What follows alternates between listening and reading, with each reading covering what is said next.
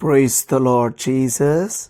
ಪ್ರೀತಿಯುಳ್ಳ ದೇವಜನರೇ, ಈ ವಾಕ್ಯಗಳನ್ನು ಓದುವಂಥವರು, ಕೇಳುವಂಥವರು, ಈ ಮಾತುಗಳಂತೆ ಕೈಕೊಂಡು ನಡೆಯುವಂಥವರು ಧನ್ಯರು. ಕೀರ್ತನೆಗಳು 104, ಸಾಮ್ 104. ನನ್ನ ಮನವೇ ಯೆಹೋವನನ್ನು ಕೊಂಡಾಡು, ಯೆಹೋವನೇ ನನ್ನ ದೇವರೇ, ನೀನು ಸರ್ವೋತ್ಕೃಷ್ಟನು. ಪ್ರಭಾವ ಮಹತ್ವಗಳಿಂದ ಭೂಷಿತನಾಗಿದ್ದಿ, ಬೆಳಕನ್ನು ವಸ್ತ್ರದಂತೆ ಒದ್ದುಕೊಂಡಿದ್ದಿ, ಆಕಾಶವನ್ನು ಗುಡಾರದಂತೆ ಎತ್ತಿ ಹರಡಿದ್ದಿ, ಜಲರಾಶಿಗಳ ಮೇಲೆ ಉಪ್ಪರಿಗೆಗಳನ್ನು ಕಟ್ಟಿಕೊಂಡಿದ್ದಿ, ಮೋಡಗಳನ್ನು ವಾಹನವಾಗಿ ಮಾಡಿಕೊಂಡಿದ್ದಿ, ವಾಯುವಿಗೆ ರೆಕ್ಕೆಗಳ ಮೇಲೆ ಸಂಚರಿಸುತ್ತಿ, ಗಾಳಿಗಳನ್ನು ನಿನ್ನ ದೂತರನ್ನಾಗಿಯೂ ಅಗ್ನಿ ಜ್ವಾಲೆಯನ್ನ ಸೇವಕರನ್ನಾಗಿಯೂ ಮಾಡಿಕೊಳ್ಳುತ್ತಿ. ಭೂಮಿಯು ಯುಗ ಯುಗಾಂತರಕ್ಕೂ ಕದಲದ ಹಾಗೆ ಅದನ್ನು ದೃಢವಾದ ಅಸ್ಥಿವಾರದ ಮೇಲೆ ಸ್ಥಾಪಿಸಿದ್ದಿ. ನೀನು ಅದನ್ನು ಆದಿಸಾಗರವೆಂಬ ವಸ್ತ್ರದಿಂದ ಹೊದಿಸಿದ್ದಿ. ನೀರು ಪರ್ವತಗಳನ್ನು ಮುಚ್ಚಿಬಿಟ್ಟಿತ್ತು. ನೀನು ಗದರಿಸಲು ಅದು ಓಡಿ ಹೋಯಿತು. ನಿನ್ನ ಗರ್ಜನೆಗೆ ಹೆದರಿ ನೀನು ನೇಮಿಸಿದ ಸ್ಥಳಕ್ಕೆ ಹೋಗಲು ಪರ್ವತಗಳು ಎದ್ದವು, ತಗ್ಗುಗಳು ಇಳಿದವು, ಜಲರಾಶಿಗಳು ಬಂದು ಪುನಃ ಭೂಮಿಯನ್ನು ಮುಚ್ಚಿಕೊಳ್ಳುವ ಹಾಗೆ ನೀನು ಮೇರೆಯನ್ನು ಗೊತ್ತು ಮಾಡಿದಿ. ಬುಗ್ಗೆಗಳನ್ನು ತಗ್ಗುಗಳಿಗೆ ಬರಮಾಡುತ್ತಿ, ಅವು ಪರ್ವತಗಳ ನಡುವೆ ಹರಿದು ಹೋಗುತ್ತವೆ. ಅವು ಅಡವಿಯ ಮೃಗಗಳಿಗೆ ನೀರು ಕೊಡುತ್ತವೆ, ಕಾಡು ಕತ್ತೆಗಳು ದಾಹ ತೀರಿಸಿಕೊಳ್ಳುತ್ತವೆ.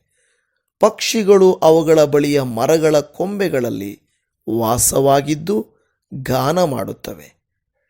ನೀನು ನಿನ್ನ ಮೇಲಂತಸ್ತುಗಳಿಂದ ಪರ್ವತಗಳಿಗೆ ನೀರು ಕೊಡುತ್ತಿ.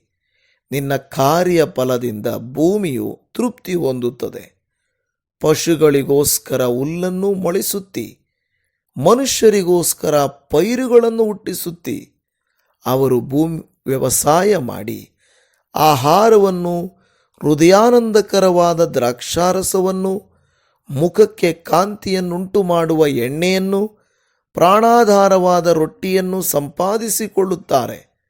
ಯೆಹೋವನು ನೆಟ್ಟ ಮರಗಳಾದ ಲೆಬನೋನಿನ ದೇವದಾರು ವೃಕ್ಷಗಳಿಗೆ ಬೇಕಾದಷ್ಟು ಜಲವಿರುತ್ತದೆ.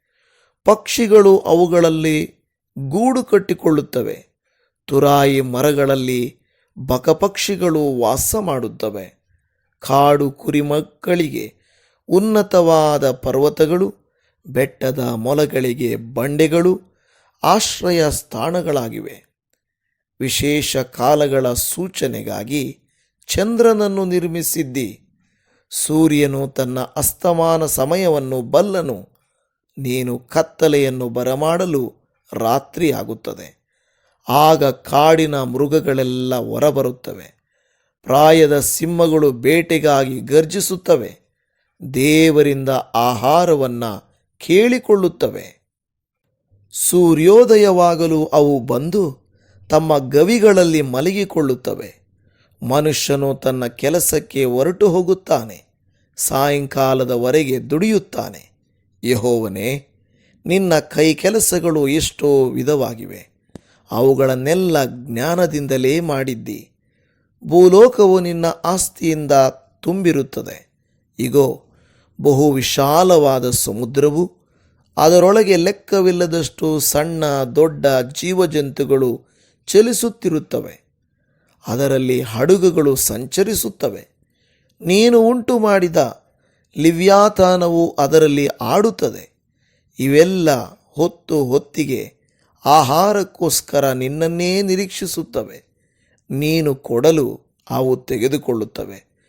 ನೀನು ಕೈ ತೆರೆಯಲು ಅವು ಒಳ್ಳೆಯದನ್ನು ಹೊಂದಿ ತೃಪ್ತಿಗೊಳ್ಳುತ್ತವೆ. ನೀನು ವಿಮುಖನಾಗಲು ತಲ್ಲಣಿಸುತ್ತವೆ.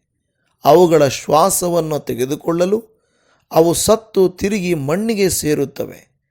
ನೀನು ಜೀವಶ್ವಾಸವನ್ನು ಊದಲು ಅವು ಹೊಸದಾಗಿ ಹುಟ್ಟುತ್ತವೆ. ಭೂಮಿಯನ್ನು ನೂತನಪಡಿಸುತ್ತಿರುತ್ತೀ. ಯೆಹೋವನ ಮಹಿಮೆಯು ಸದಾಕಾಲವೂ ಇರಲಿ. ಯೆಹೋವನಿಗೆ ಆತನ ಸೃಷ್ಟಿಗಳಿಂದ ಸಂತೋಷವಾಗಲಿ. ಆತನು ದೃಷ್ಟಿಸಿದ ಮಾತ್ರದಿಂದಲೇ ಭೂಮಿಯು ಕಂಪಿಸುತ್ತದೆ, ಮುಟ್ಟುತ್ತಲೇ ಪರ್ವತಗಳು ಹೊಗೆಹಾಡುತ್ತವೆ. ನಾನು ಬದುಕಿರುವವರೆಗೂ ಯೆಹೋವನನ್ನು ಕೀರ್ತಿಸುತ್ತಿರುವೆನು, ಜೀವಮಾನವೆಲ್ಲ ನನ್ನ ದೇವರನ್ನು ಭಜಿಸುತ್ತಿರುವೆನು. ನನ್ನ ಧ್ಯಾನದಿಂದ ಆತನಿಗೆ ಮೆಚ್ಚುಗೆಯಾಗಲಿ, ನಾನಾದರೂ ಯೆಹೋವನಲ್ಲಿ ಆನಂದಿಸುವೆನು.